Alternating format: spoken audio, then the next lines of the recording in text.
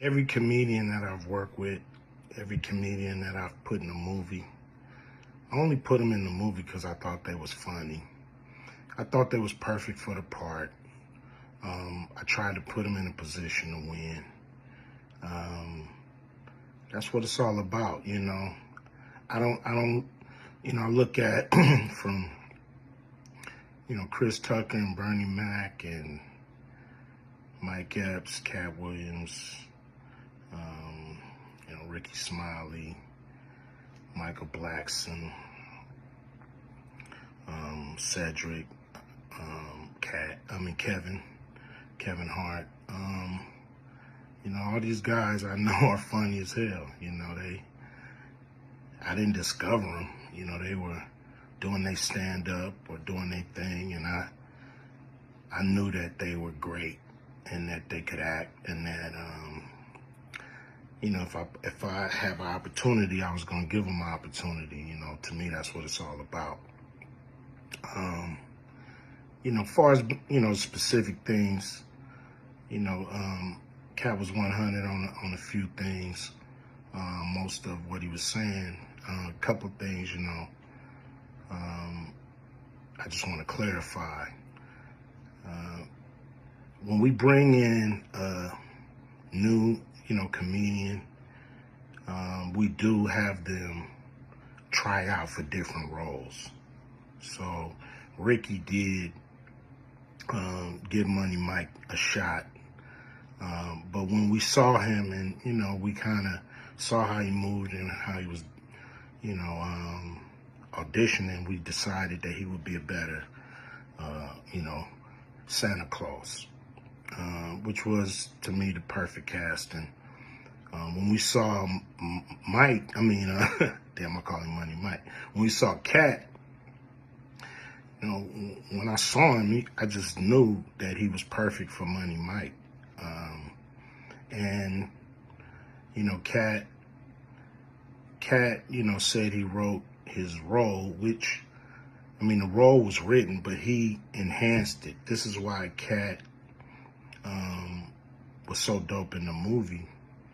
Money Mike had a small role, about as big as the Santa Claus role, but when we start filming, he was giving us such magic that we kept expanding his role, giving him more to do because he was on point. When we shoot these movies, for one, the scripts are fire, or they wouldn't even do it. The scripts are laugh out funny. But we shoot the script, but once we get what we need from the script, we let the comedians ad-lib, riff, play with the words, do their thing. We give them a take where they can, or 2, 3 takes where they can go off and do what they feel. Sometimes it makes the movie, sometimes it don't. When somebody gives you jewels, you want to try to make sure that makes the movie. Cube speaking a lot of facts here, by the way. And this actually makes sense why they could have sort of been confused, and maybe there was a misunderstanding with him and Katt, because Katt seemed to perceive it like he didn't want to do any sort of cross-dressing type of stuff, homosexual stuff, and that's why the role was given away. Cube sort of saying on the other hand of it that roles are often shifted around when they're trying to make a project like this, and this is true. For example, with The Sopranos, they decided at the very end of the casting process who was actually going to play Tony Soprano. The role of Tony Soprano almost went to Steven Van Zandt, who ended up being Tony Soprano's right-hand man. And I think they even considered Steve Sciarippa to play Tony Soprano, but he ended up playing another mafia guy. So in the world of Hollywood and television, there is a lot of shifting of roles. So this is cool to hear the OG, Ice Cube explaining himself. I got a lot of respect for Ice Cube. And I respect that he even said Katt kept it real in this interview through most of it, because Cube to me is like Katt. Cube turned down a lot of money to get the vaccine, for example. I think $20 million he lost to get the vaccine. So definitely a solid dude who I respect. I see in the chat here, it says, if a man puts on a dress, is he automatically gay, or is he confident about his sexuality and doesn't care? I feel like it's I feel like no, you're not automatically anything. If you're doing an acting job, it's an acting job. But I feel like the issue that is being brought up by the likes of Katt Williams and Dave Chappelle is why is every single black comedy actor forced to wear drag and dress as women? You know, for every Robin Williams who does a Mrs. Doubtfire for one role, you know, in these other demographics, there's a Russell Crowe, there's a Daniel Day-Lewis, there's a Jason Statham. There's actors in those leagues, in those demographics at that level who don't have to do this. And if they do it, it's maybe as a one-time thing in a role.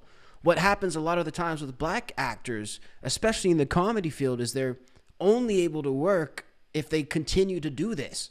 So I think that's the strange thing. It's like Robin Williams can go do Mrs. Doubtfire, but then go do Good Will Hunting. But why is Tyler Perry in a dress all the time? Why are they making the Wayans brothers? You know what I mean? So that to me is at least how I'm perceiving it. Yeah, Jay, I see what you're saying in the chat, Jay, but it's for a role. It's not like they're putting on a dress for fun. It's very different. It's like if you play a gay character, I don't think that even makes you gay. It's acting.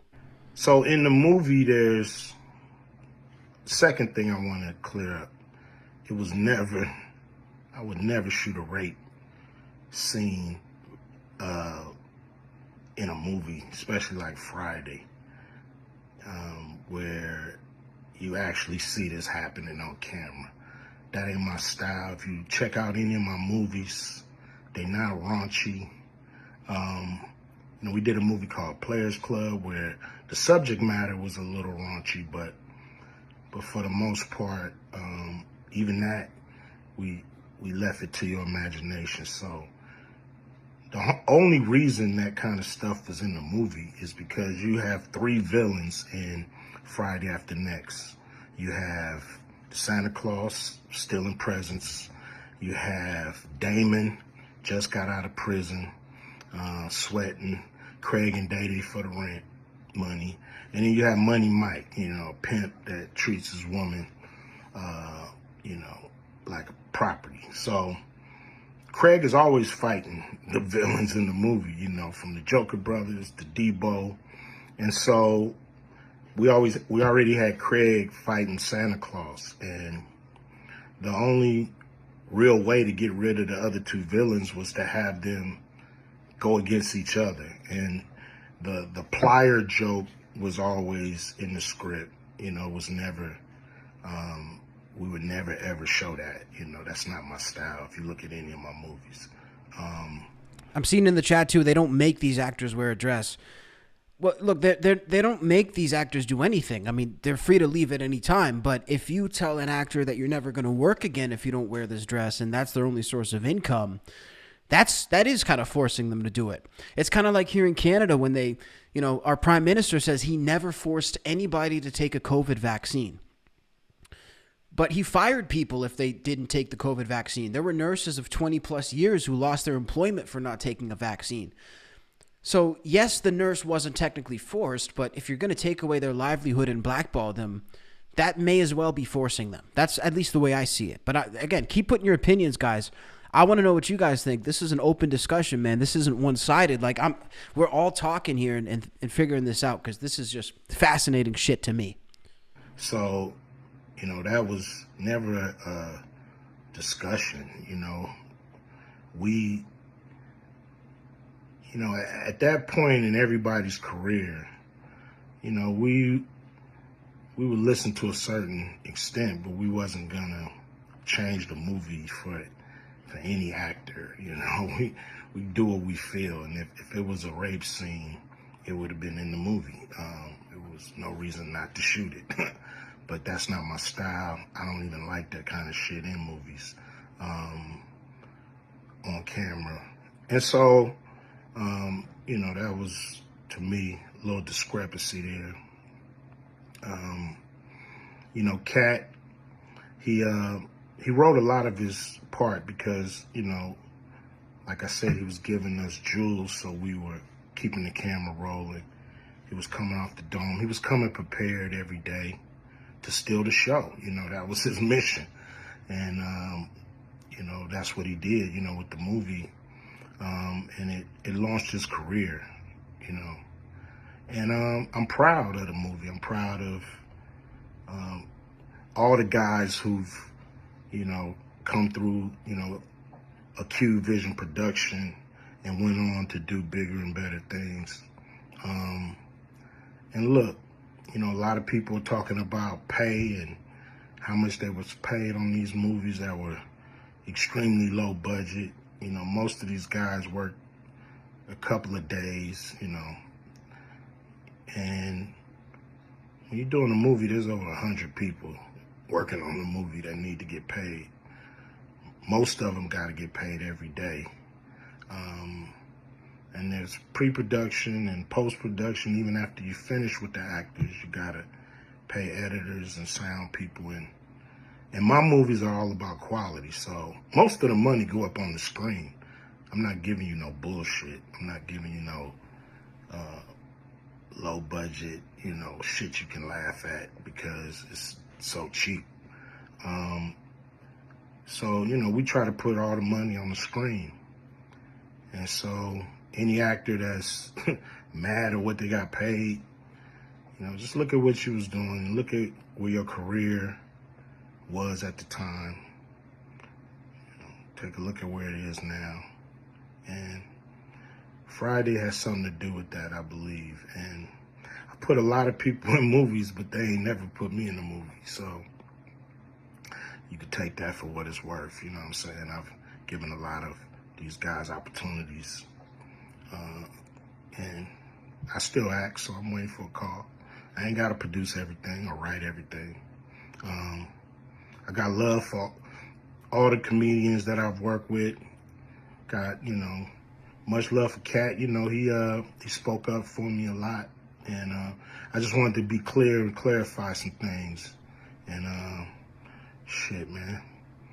I hope y'all have a good 2024. Yeah. Huge shout out to Ice Cube, man. Listen, let me just say, I got the utmost respect for the way that Ice Cube handles himself, man. I mean, Ice Cube is definitely part of a dying breed. To me, he's a real man because he sits there and he thinks about what he wants to say. He doesn't shoot off at the mouth. He takes his time when speaking. You can tell that Ice Cube has really thought about what he wanted to say here and didn't just turn on a camera and start spouting shit out. You can also tell that this interview seems to have really rocked Ice Cube in the sense that it came out and is really, like, this interview, guys, is making waves in the industry, the likes of which we can't even fathom. Because, look, when you think about how many big-name celebrities are actually coming out and speaking on this, you have to imagine that every sort of executive, assistant, manager, publicist in the business, like, they're all talking about this. If these guys are speaking on this, like Ice Cube, for example, that means Ice Cube's team is speaking on this. And all of the people who work for Ice Cube are working on dealing with this. So this interview is really making waves like we've never seen before. So again, it's really good that this interview is happening, but I really respect the way Ice Cube handled that. And I also respect the fact that he stood his ground on the fact that he does support Katt. Katt has been there for him, and he's not just going to turn around and diss Katt Williams because it's convenient now.